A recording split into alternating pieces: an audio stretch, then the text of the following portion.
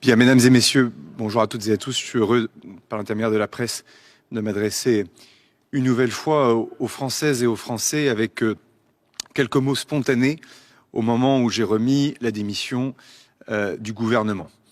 Être Premier ministre est une tâche difficile, sans doute encore un peu plus difficile en ce moment, mais on ne peut pas être Premier ministre lorsque les conditions ne sont pas remplies. Depuis 3 semaines, pourtant, j'ai tenté de bâtir les conditions pour lesquelles nous pourrions faire adopter un budget pour la France, pour l'État, mais aussi pour la sécurité sociale et répondre à quelques urgences importantes qui ne peuvent pas attendre 2027, l'élection présidentielle. Je ne veux pas toutes les citer, mais on le sait, sécurité du quotidien, les questions liées au pouvoir d'achat et au travail, la Nouvelle-Calédonie, les armées, dans un contexte international difficile, et tant d'autres sujets.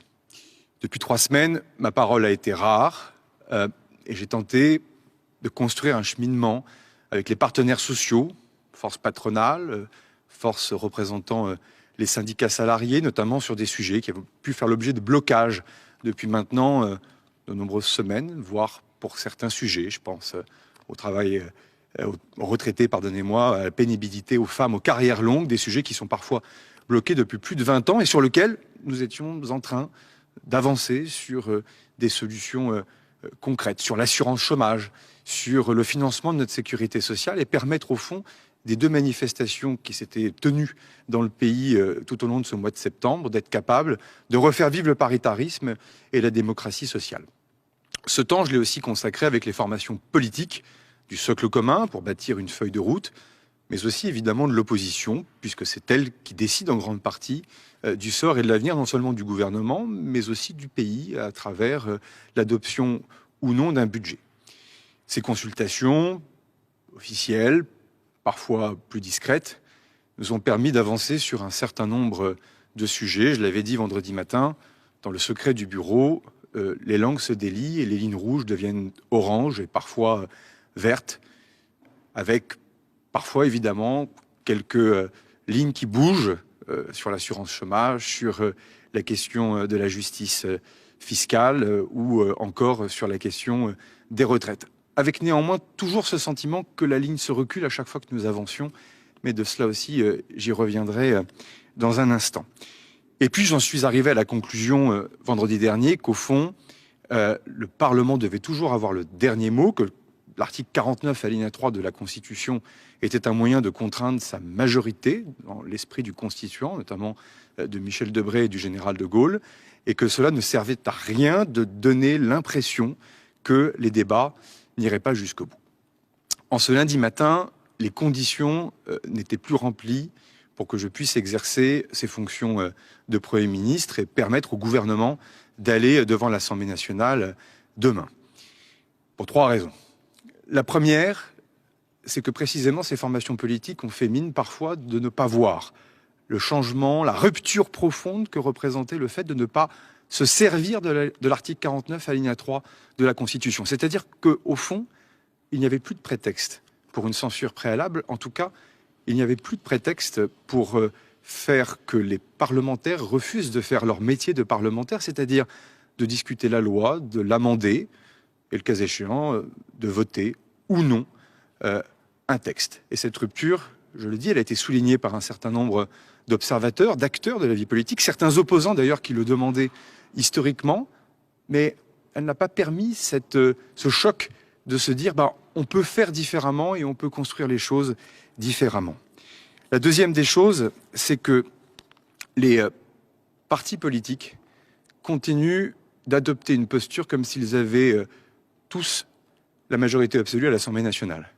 Et au fond, je me suis retrouvé dans une situation dans laquelle j'étais prêt à des compromis, mais chaque parti politique veut que l'autre parti politique adopte l'intégralité de son programme. C'est vrai des formations parfois du socle commun, c'est vrai aussi des oppositions. Or, nous l'avons dit, pas de coalition large, c'est un choix qui a été fait par les différentes formations politiques de l'opposition, de ne pas venir avec le socle commun au gouvernement, mais de permettre les débats et d'organiser ensuite les compromis, sachant que les compromis ne sont pas la compromission. Mais pour cela, évidemment, il faut changer d'état d'esprit et ne pas vouloir appliquer l'intégralité de son projet et de son programme. La troisième des choses, c'est que La composition du gouvernement au sein du socle commun n'a pas été fluide et a donné lieu au réveil de quelques appétits partisans, parfois non sans lien, c'est d'ailleurs très légitime, avec la future élection présidentielle. Je le dis, ou je le redis, si ce moment est le moment le plus parlementaire de la Ve République, en aucun cas il faut revoir vivre ici les mauvais moments de la Quatrième République. Et que donc, par définition, la construction d'un gouvernement se fait en fonction de la Constitution, sur proposition du Premier ministre, nommé par le Président de la République. Le dernier message que je veux dire aux Français, c'est qu'au fond, et c'est un message véritablement d'espoir et d'optimisme, de caractère, je ne le suis pas toujours, mais il suffirait de peu pour que ça fonctionne. J'avais dit ici même, on va y arriver, et je veux le redire, dans le secret des échanges que j'ai pu avoir, il suffirait de peu pour que l'on puisse y arriver.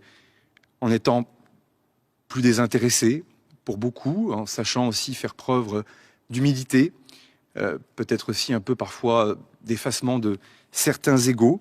Et je me suis employé, en tout cas je l'espère, à le faire. Ensuite, toujours avoir le sens de l'intérêt général et du fond.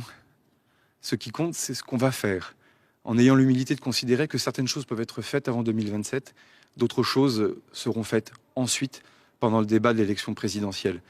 Et au fond, il y a beaucoup de lignes rouges dans la bouche de beaucoup, en tout cas de certains, pas de tous, pas de tous. Il y a rarement des lignes vertes. Or, le principe même de bâtir un compromis entre les formations politiques, c'est d'être capable justement de conjuguer des lignes vertes et de tenir compte d'un certain nombre de lignes rouges.